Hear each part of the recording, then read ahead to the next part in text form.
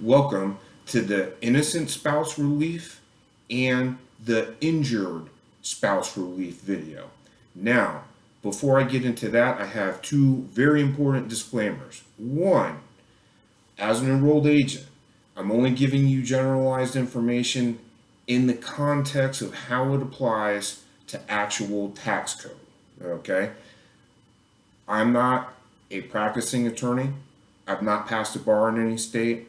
And therefore, some of the stuff that we're going to talk about does cross over into what would be considered family law. However, all generalized information that I'm telling you strictly relates to IRS code.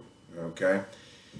Now, the second disclosure being that no two taxpayer situations are the same. Rarely have I seen what it takes to solve for one person be the same what it takes to solve for another person.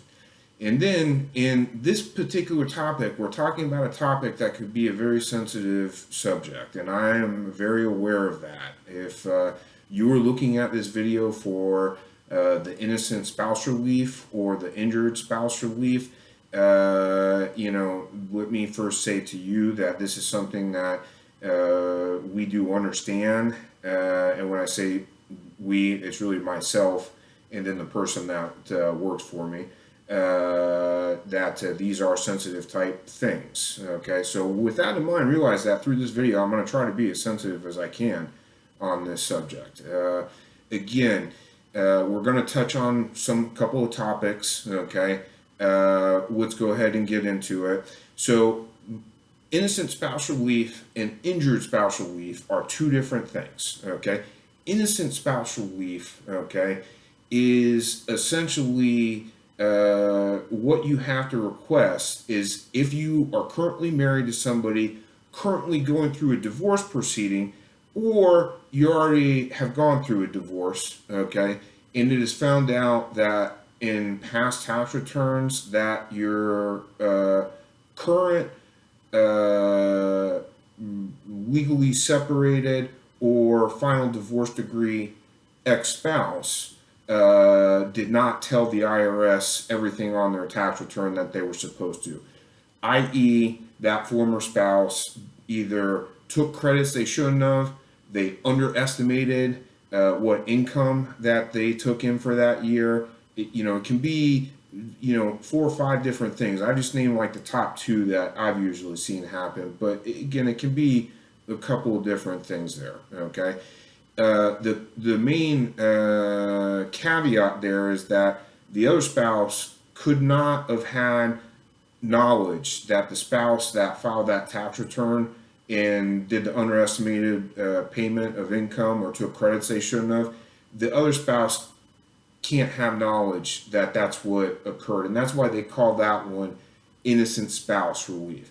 Now, there's injured spouse relief, and that's something is completely different. Okay, injured spouse relief can happen, and probably does happen. I see that more. I get questions more on that. Okay, because basically, injured spouse relief is like you have a spouse, and again, you could be married to this person and still be married. If there's a divorce decree, this doesn't usually happen because essentially an injured spouse or an injured spouse asking for relief basically had a tax bill or a student loan or some type of dependent care, usually child care payment, that was withheld from a tax refund.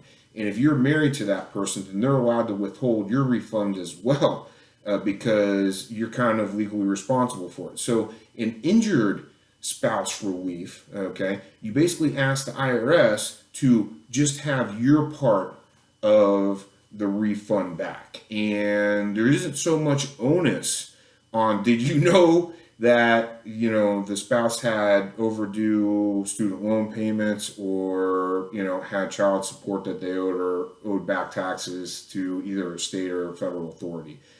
So, again, it's a little, these are two different things, and you need to keep that in mind, okay?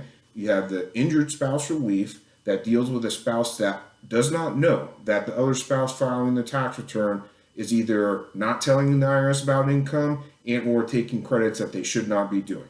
Then you have injured spouse relief, okay, which, you can still have people married there, and many people will fall into this category where, something comes up, a prior tax bill, they usually find out about it because it's withheld from their refund, which is called an offset, and then the spouse that legally would not have been liable for it, whether they weren't married to the person or the time or whatever, that spouse can get their side of the refund back. Now, here's the last thing, okay? Now, again, I'm not an attorney. However, as an enrolled agent, I still have to take effects of like common law states into consideration here, and so will you. If you're in a common law state, okay, and let's say that you've never gotten married, okay, well, you're under the rules of that common law state from the IRS's and the tax code's perspective, you're still allowed to ask for both innocent spouse relief and injured spouse relief. So the common law aspect of it, even if you never got married, you're facing something like that occurred, you need to take a look at that as well, and that could definitely impact certain things. Remember, if you are a person right now and you're looking at this video and, you're looking at it for the innocent spouse relief and you're going through a divorce, and you reach out to talk to us about it, and my apologies, me about it, okay?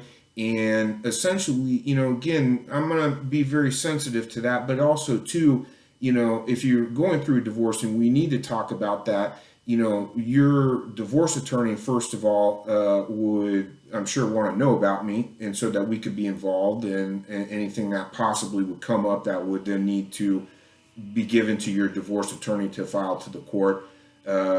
We can work with. And again, those type of things, it does get sensitive. And, this is where many a times, many people get crazy about taxes or get crazy about like a criminal situation. Many times it's really family matters that cause the most distress in many of these cases. And, you just need to remember that. We understand that. And that's why this particular subject matter, I spent a little bit more time talking about it because it requires a certain sensitivity that if you reach out to discuss that with us, that you will get with me 100%.